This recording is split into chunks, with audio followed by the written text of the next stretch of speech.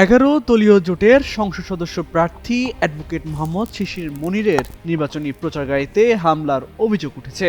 কয়েকটি মোটরসাইকেলে করে 10 থেকে 12 জনের একটি গ্রুপ এসে গাড়িতে হামলা চালায়। ভাঙচুরের সময় আহত হন গাড়িতে থাকা দুজন, এমনটাই দাবি করেছেন ভুক্তভোগীরা।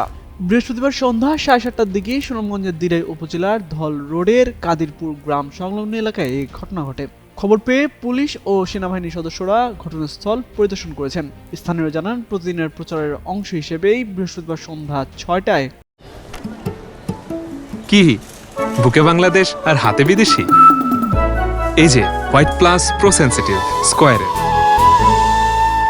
দিরাই উপজেলার তারল ইউনিয়নের ধল বাজারে শিশির মনিরের প্রচারণার গাড়িটি বের করা হয়। পরে প্রচার কাজ বন্ধ করে গাড়িটি ফেরার পথে বরাম হাওরের কাদিরপুর সংলগ্ন এলাকায় আসলে পিছন দিক থেকে কয়েকটি মোটরসাইকেল যোগে 10 থেকে 12 জনের একটি গ্রুপ এসে গাড়িটিতে হামলা ও ভাঙচুর চালায়। এ সময় প্রচার গাড়ির দায়িত্বে থাকা চালক তামিম মিয়া ও তার সহযোগী সেলিম মিয়া আহত হন। দিরাই থানা অফিসার ইনচার্জ ইনামুল হক চৌধুরী বলেন, হামলার ভাঙচুরের খবর পেয়ে থানা পুলিশ ঘটনাস্থল পরিদর্শন করেছেন।